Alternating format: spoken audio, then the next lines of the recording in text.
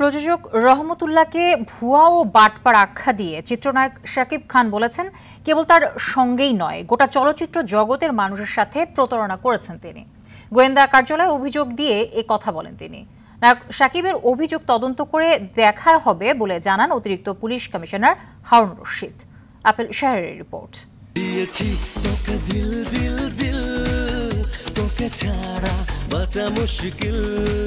নায়ক শাকিব খান নতুন ছবি নিয়ে ব্যস্ত থাকার কথা থাকলেও এখন বিচারের আশায় পুলিশের দ্বারে দ্বারে ঘুরছেন তিনি।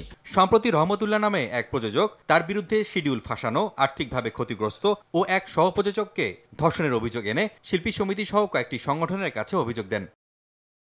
বিষয়টি প্রকাশ্যে এলে শনিবার রাতে গুলশান থানায় মামলা করতে যান শাকিব, কিন্তু থানা পুলিশ মামলা না নেয় রোববার ঢাকা মহানগর গোয়েন্দা কার্যালয়ে যান। লিখিত অভিযোগ দায়ের করেন অপারেশন অগ্নিপথ সিনেমার অন্যতম প্রযোজক রহমতুল্লাহর বিরুদ্ধে। রহমতুল্লাহ এই যে প্রতারক, একটা বাটপার, শুধু আমার সাথে কিন্তু প্রতারণা করেনি, করেছে কিন্তু গোটা চলচ্চিত্রের মানুষের সাথে প্রতারণা, দেশের মানুষের সাথে প্রতারণা করেছে। আমার যে লাখো মানুষ আমাকে পছন্দ করে, লাখো কোটি মানুষ, তাদের সবার সাথে প্রতারণা করেছে। এই যে মিথ্যা ভুয়া সংবাদগুলো সবার কাছে ছড়িয়েছে। এবং আমার মনে হয় শুধু এই রহমতুল্লাহ একা ছিল না, এই রহমতুল্লাহর পেছনে আরও অনেক লোক জড়িত ছিল।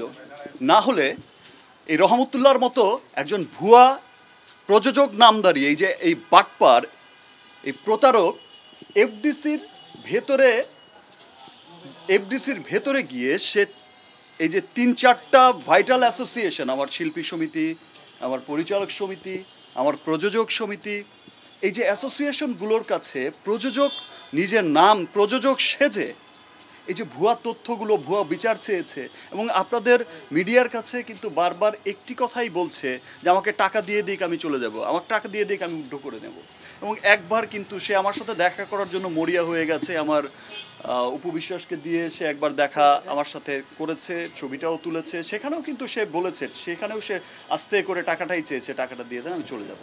আমার বিশ্বাস ডিবি যেমন অন্যান্য মামলাগুলো আমরা অচিরেই দেখেছি খুব দ্রুততার সাথে কিন্তু সলভ করেছে, দ্রুততার সাথে কিন্তু ক্রিমিনাল ধরেছে, আমার এই ক্রিমিনালকেও তারা দ্রুততার সাথে ধরবে। অতিরিক্ত পুলিশ কমিশনার হারুন রশিদ তদন্ত করে ব্যবস্থা নেওয়ার কথা জানান। যেহেতু আপনারা ডিবিতে অনেক বড় বড় ঘটনা, অনেকগুলি সমস্যার সমাধান করেন, আমার একটা পার্সোনাল সমস্যা ছিল, একটু আমরা দেখবেন কিনা।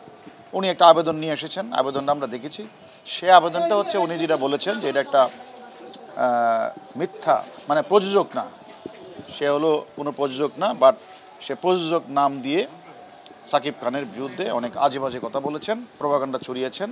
তা আমি বলছি ঠিক আছে, আপনি একটা আবেদন দিয়ে যান, আবেদনটা আমরা তদন্ত করি, তদন্ত করে আমরা দেখি এটা সত্যতা আছে কিনা, সত্যতা থাকলে আমরা আইনগত ব্যবস্থা নিব। 2017 সালে অস্ট্রেলিয়ায় অপারেশন অগ্নিপথ সিনেমা শুটিংয়ের সময় এক নারী সহপ্রযোজককে ধর্ষণ করার অভিযোগ আসে শাকিব খানের বিরুদ্ধে। এরপর বিষয়টি নিয়ে ব্যাপক আলোচনা শুরু হয় বিনোদন পাড়ায়।